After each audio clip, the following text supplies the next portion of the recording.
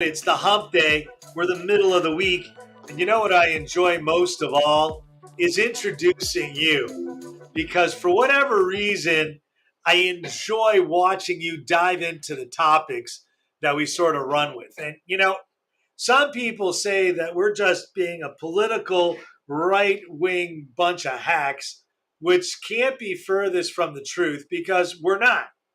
We try and talk about things from a centering point of view. Yes, we lean more to the right because we're capitalists, not socialists.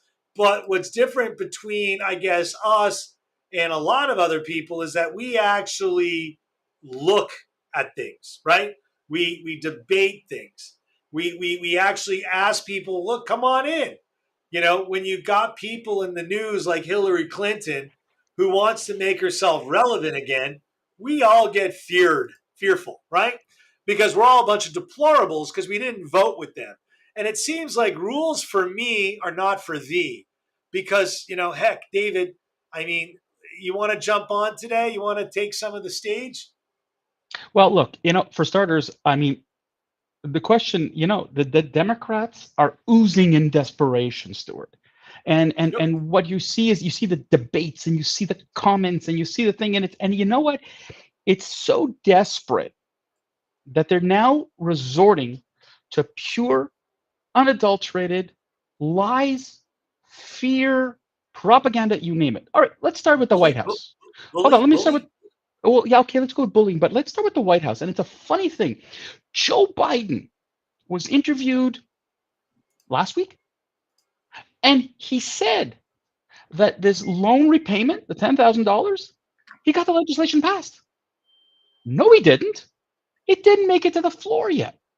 He lied about it to a reporter who, of course, didn't challenge him. But again, why would the left liberal leaning media want to challenge the sitting president, like, Democratic sitting president? If it was Donald Trump, there would be 47 fact checkers checking him out, Well, the calling him purpose out. of a fact checker, hang on, you never heard of a fact checker until you argued with the DNC. Sorry. Well, there's that. Now, then let's go down to Nancy Pelosi, who also was interviewed and said she can't believe anybody would vote for the Republican Party. I mean, you have to be, something must be wrong with you if you're going to vote for the Republican Party. That's the Speaker of the House. Okay? Now, former Secretary of State, criminal, liar, thief, hacker, whatever you want to call her, Hilary Clinton, server lover, whatever you want to call it, was also interviewed on a podcast, and she says, get this, there's a right-wing extremism plotting to steal the 2024 election, that the MAGAs are again going to go after and steal the election. I mean, Ted Cruz was on The View the other day, and my shout out to my sister who sends me this stuff because she knows how much I adore Whoopi and Ana Navarro and Sunny Huston and all that kind of stuff. And she says, Ted Cruz went into the lion's den, okay, and he's a hardcore Republican. He was, they were protesting and shouting at him and the whole and Ted Cruz was asked, why did you go on The View? He goes, you know what, I'm tired of, if you listen, they consistently show one side, and he wanted to talk about the other side. And Whoopi Goldberg, when he said, listen, stole the election, there was a whole comment about stealing the election. He goes, well, why isn't Stacey Abrams acknowledging that she lost the election? Why isn't Hillary Clinton still crying that she lost the election, that the Republicans stole the election, that it wasn't fair? And of course, Whoopi turns the other way.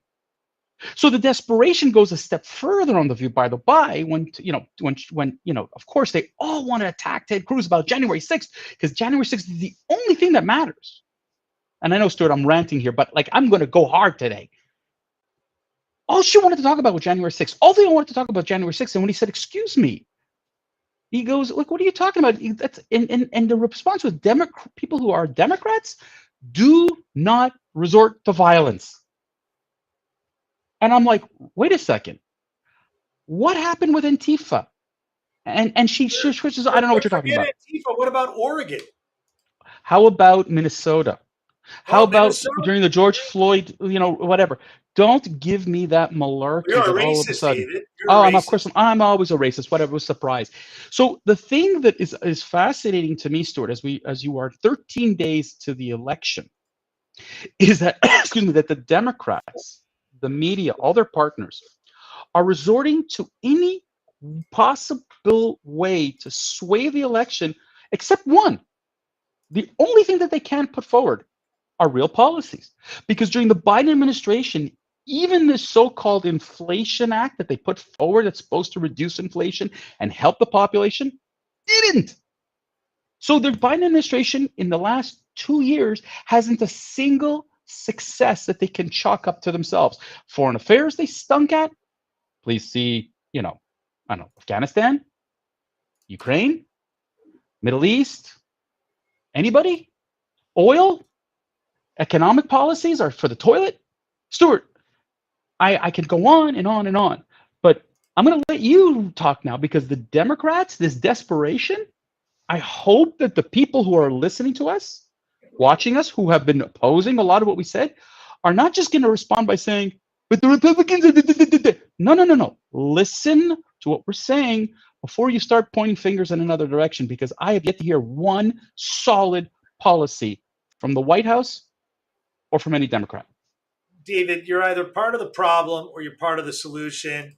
Your ass can fit in only one chair. And I take that expression from my father-in-law, by the way. And as I look back and reflect on our almost year and a half of broadcasting, I gotta tell you, you know, we say it every day: rules for me, not for thee. And it's an ongoing story. I can only tell you that all my Democrat friends and Republican friends are all Americans, and we're given to cast one vote. And that vote we cast willingly for this party or that party. And that's either, subject of bias or not bias. But I don't call anyone that votes for another party or person a name. And the funny thing is, you said Pelosi calls the MAGAs, they're going to steal an election. Oh, that's what CNN's saying, MSNBC. It is desperate if you have nothing to run on. To say that abortion is the single most important issue, okay, because you have no other issue to talk about, crime, growth, Stuart, prosperity. the liberal media has listed on their news cycles what Americans care for most. And as much as they try to reposition it and repackage it, whatever, abortion is not even top three. I was talking to a Democrat partner. He's not a Democrat. I just call him one for fun, and I get a lot of joy. And he calls me a MAGA Republican, which I'm not, because I was actually on the record today. If Trump or DeSantis was the ticket, who would I pick? I picked DeSantis. A guy that served as for a representative for SEAL Team One, was in the Iraq deployment, graduated Harvard, Navy JAG attorney, went to Yale, checks all the boxes, has a leadership position, was a leader, has experience in foreign affairs, understands combat, right? And clearly understands geopolitical stuff, right? But, the only thing that the Democrats can do is eviscerate anything about anyone that could possibly rival their control. Pelosi, she's no longer going to be Speaker of the House the minute the Republicans Oh, take control. we And, said this Monday, but Stuart, go deeper than this. Go deeper than you this. want to go deeper? John Fetterman, right, is not a Listen, well guy. sorry, John Fetterman, with all due respect, had a stroke. Okay, got it. You're either fit to be in office or you're not fit to be in office. Okay, great. You need a teleprompter? Fabulous. But you know what? One minute you say, I vehemently oppose fracking, and now you say I'm for fracking. I never said that. Now, these people on the That's left not what I'm think that going your at. That's not what memory. I'm going. No, but Stuart, that's not what I'm going at with John Fetterman. John Fetterman refuses to release his medical records. He says, no, I don't have to do that. But the president of the United States, Donald Trump, had to release his financial statements because the finances matter more than medical, right? Fit to rule, fit to lead, doesn't matter. I mean, Joe Biden was interviewed, and I thought he was falling asleep in the middle of the interview.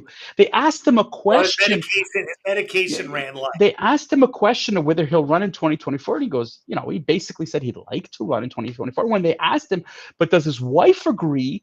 You could have locked in your watch and going, what was going on? He didn't really respond. He was He like wasn't kind of prepared for out that of it. question. So the thing is that, if you're sitting and you're worried about, like, should I vote for someone who, isn't fit to lead physically? Yeah, it matters. I'm sorry. If someone has a stroke, unfortunately, and you and I have both experienced what that does in family, it has an impact. And if you are going to, I'm not saying that you shouldn't vote for John Fetterman or not, but we should know whether or not the man is healthy enough to lead. But no, the Democrats saying, nope, I'm sorry.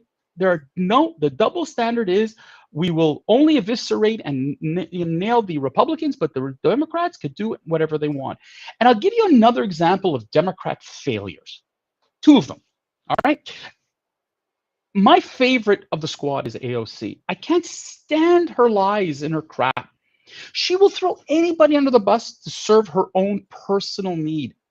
She called out the Democratic Party who never, get this, never reached out to Latino voters. Didn't the Democratic Party try to portray itself as the party of the Latinos? That if you were even Ana Navarro said it's a contradiction in terms for Republican Latinos. Sonny Hostin said you cannot be a Latino and a Republican. It's a contradiction, and yet here's AOC acknowledging it. They also say you can't be black and a Republican. Yeah, I know that, but then I'll take it. And by the way, you can't. Listen. They call Donald Trump a narcissist, but they also call him what's the word I'm looking for? A neo-Nazi. Mm-hmm. They call him all kinds of names, but they forget that anti-Semites, and he called him an anti-Semite too, which is also crazy. Biden was at the eulogy for the Klan. Biden and others call black people that are Republicans Uncle Toms. They literally. Excuse me, what did they call it? What did they refer to the Georgia laws as Jim Crow 2.0? It's funny how much by the way, who helped establish the Ku Klux Klan? Southern Democrats. Who has pushed the racist propaganda, the racism till recently? The Democratic Party. But they love to portray the Republicans as the only party that's full of racists. I'm not saying that there are no racists in the Republican Party, but it's very interesting that when Kanye West, and please wait till Friday when we eviscerate Kanye West, but when Kanye West came out with his remarks, all of a sudden the Democrats all saying, you see, look who associates with Donald Trump. But I want to know, shakes hands and gets hugs from Bill Clinton, Barack Obama, and the rest of the Democrats. What do I make of that? Okay, so don't shovel your crap and say that Republicans are exclusively, fascists, racists, blah, blah, blah, every name in the book. My goodness, you guys are so desperate that you'll use any tactic except one. Real politics, real policies, real agenda. No, what you'd rather do is insult your opponent, defame your opponent, go to court because your opponent's going to sue your ass off, but it doesn't matter because you just assume that the electorate is stupid. Right. We burned the quarter hour. We're going to come back at them on Friday with Kanye West story, and we'll see how much more it can blow up. Adidas dropped him. Gap dropped him. It seems like the world is dropping him. Let's wait till Friday. No, let's wait till Friday where we can actually applaud certain people for standing up for what's right as opposed to but we got to be careful. Somebody else. You got to be careful, David, because there isn't always a straight line between blackballing, because we saw Ben and Jerry's blackball Israel, right? Ben and Jerry's, not the parent company, but Ben and Jerry's, the subsidiary. Stuart, we're going off here. Wait till Friday. Wait till Friday. All right. Wait till Friday. I just want to end it by saying the Democrats. I have not heard the Democrats denounce Kanye West. All I heard was, you see who Donald Trump associates with? Racists. That's the only remark, and that shows me why the Democrats aren't fit to lead. And on that note, Say I'll goodbye, say goodbye, David. people.